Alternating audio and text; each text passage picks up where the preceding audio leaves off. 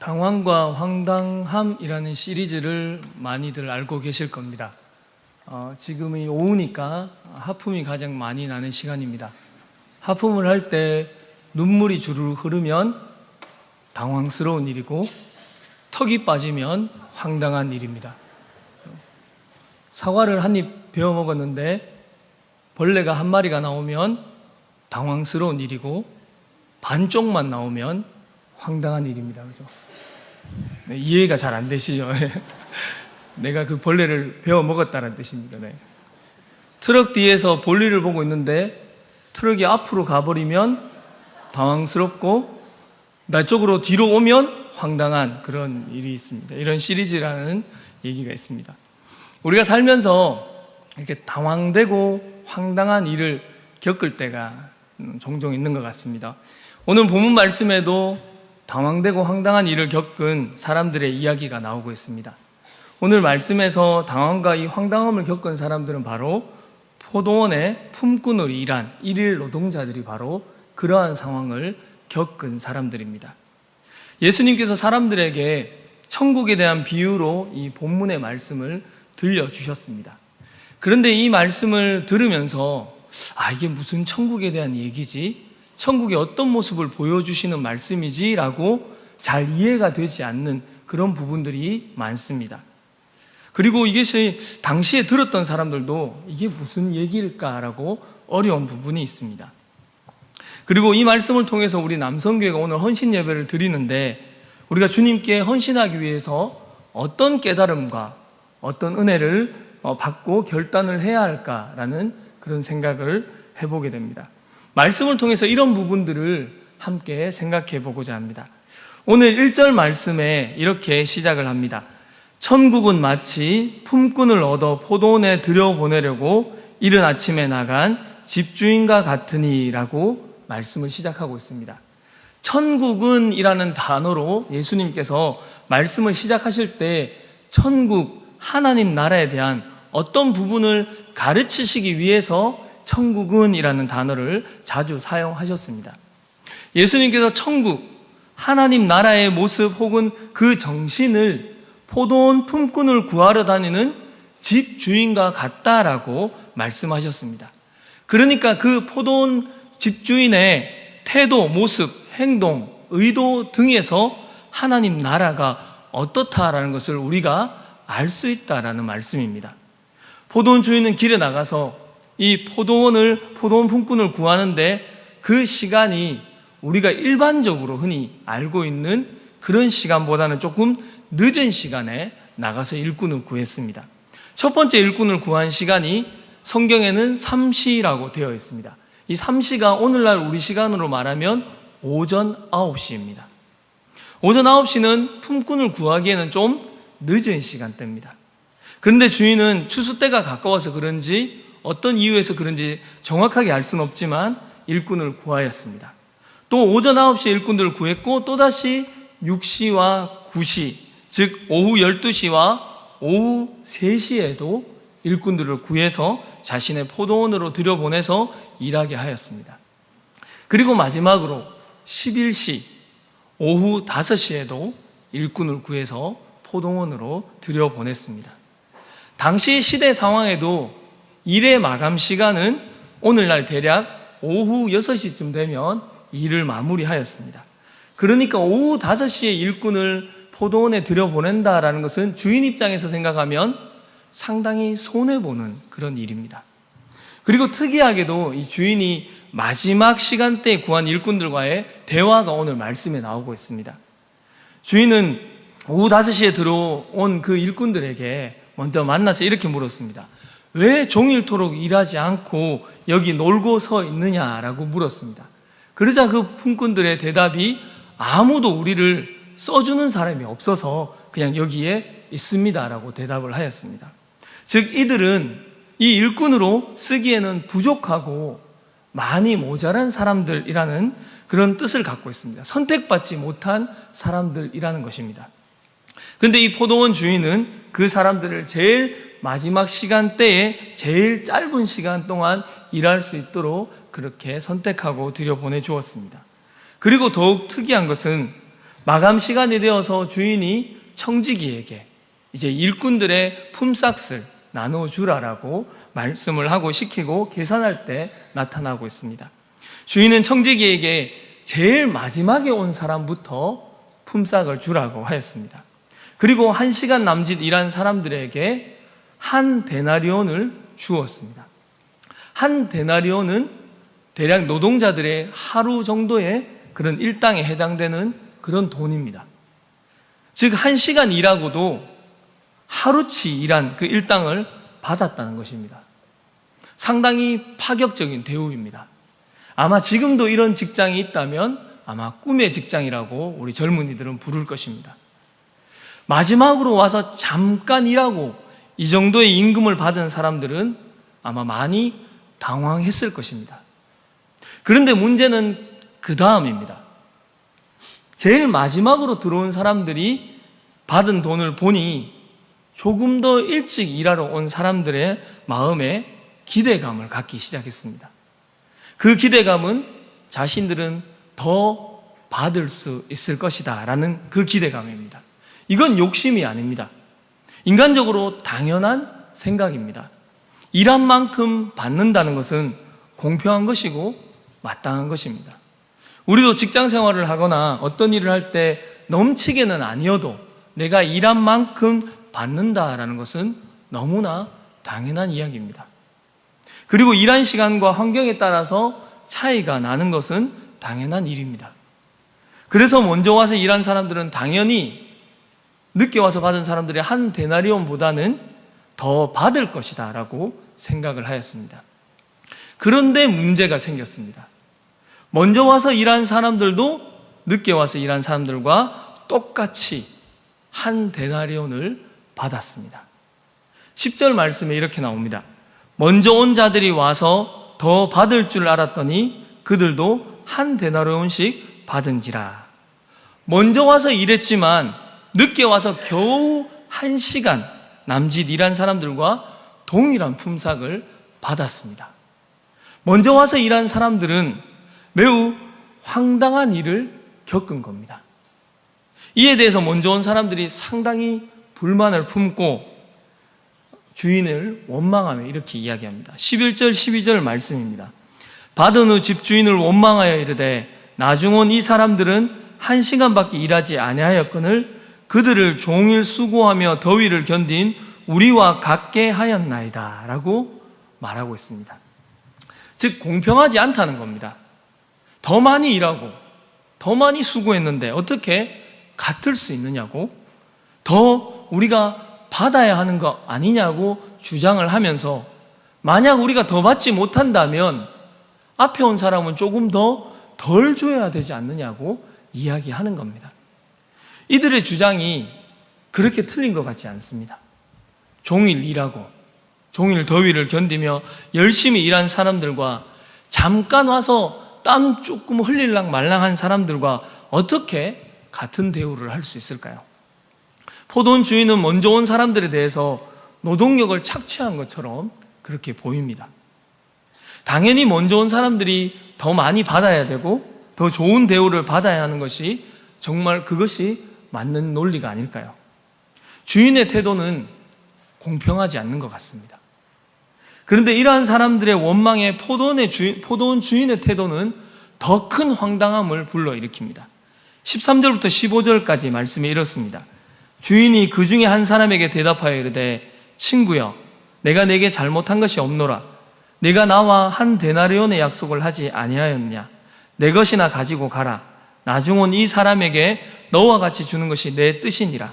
내 것을 가지고 내 뜻대로 할 것이 아니냐. 내가 선함으로 네가 악하게 보느냐라고 주인은 대답을 하였습니다. 주인의 첫 번째 약속이 한 데나리온이었다라고 하였습니다. 약속한 대로 주었기 때문에 잘못한 것이 없다는 겁니다. 그리고 주인은 내 것을 가지고 내 뜻대로 하는데 나를 악하게 보는 너희들이 더 악하다라고 잘못되었다라고 책망을 하고 있습니다.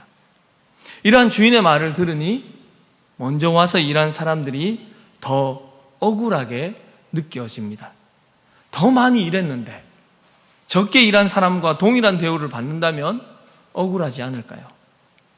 만약에 이 이야기가 그냥 우리가 사는 일상의 이야기, 직장 생활이나 이렇게 일반적으로 하는 이야기라면 정당한 대가와 공평의 문제로 문제 제기를 하고 문제를 들어주지 않으면 투쟁이라도 할 수 있는 그런 이야기입니다.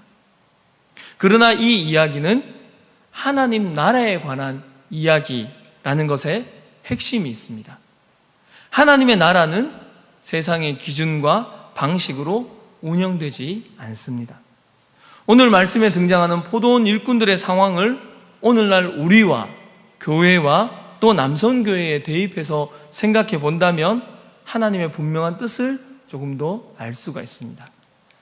우리가 교회를 위해 섬기고 헌신하는 일들을 이 말씀과 함께 생각해 볼 수 있습니다. 왜냐하면 이 말씀은 하나님 나라와 나라의 원리와 정신에 관한 이야기이기 때문입니다.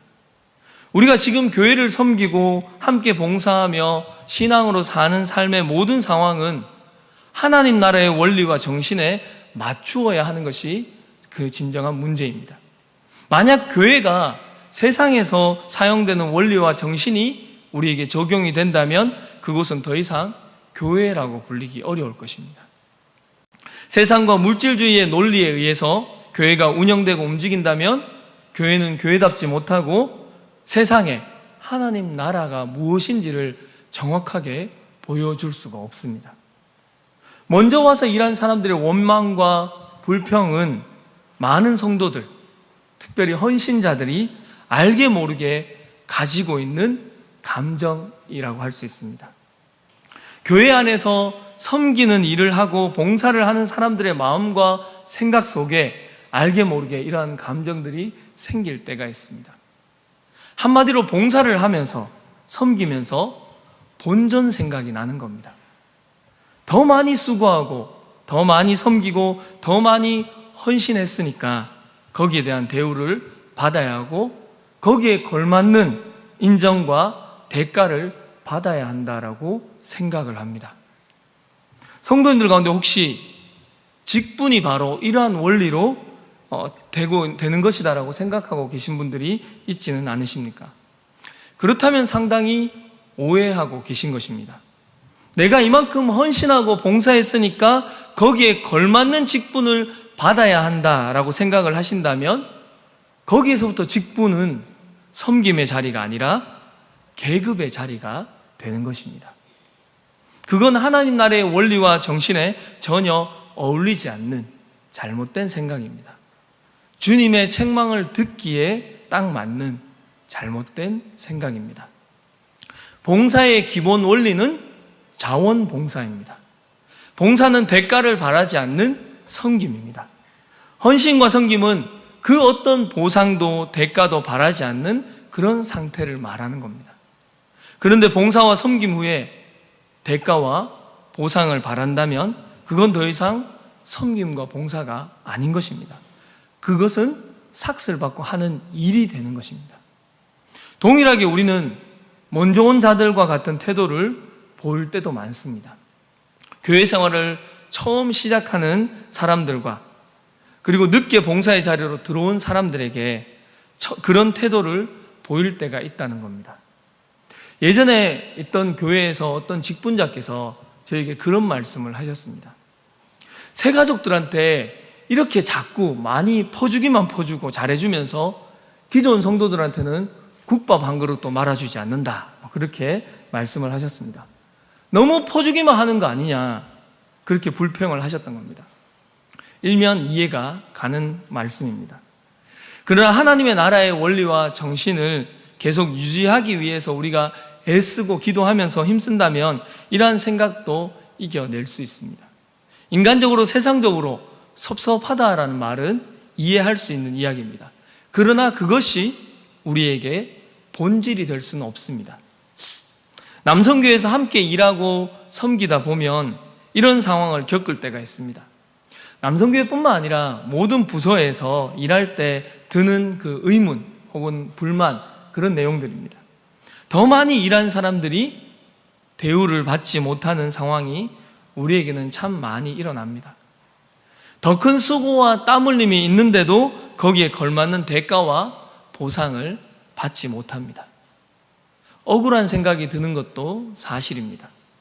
그래서 우리는 오늘처럼 이렇게 헌신 예배를 드리면서 우리의 생각과 방향을 다시 재정립하는 시간이 필요한 것입니다. 헌신이라는 단어를 우리가 다시 한번 정확하게 정립할 필요가 있습니다. 사전에 헌신은 이렇게 나와 있습니다. 첫째, 몸과 마음을 바쳐 있는 힘을 다하다 라는 뜻을 가지고 있습니다. 둘째 뜻은 어떤 일이나 남을 위해서 자신의 이해관계를 생각하지 않고 몸과 마음을 바쳐 있는 힘을 다함이라고 그렇게 정의하고 있습니다. 사전에서 두 번째 의미가 바로 우리가 가진 하나님 나라 정신과 잘 부합되는 것 같습니다. 헌신을 한다는 것은 나의 이해관계를 떠나서 나의 희생을 통해서 이루어지는 일입니다.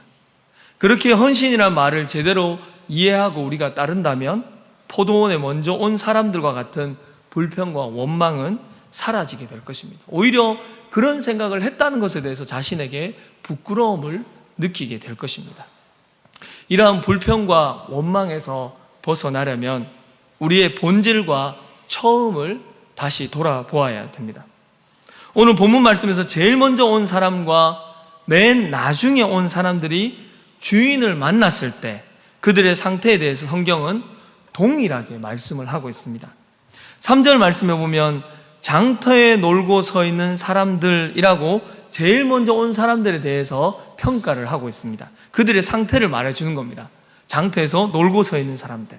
그리고 6절 하반절 말씀을 보시면 너희는 어찌하여 종일토록 놀고 서 있느냐라고 주인이 물었습니다. 여기에 대해서 맨 나중에 온 사람들이 이 질문에 대해서 한 대답이 우리를 품꾼으로 쓰는 사람이 없어서 그렇습니다 라고 대답을 하였습니다.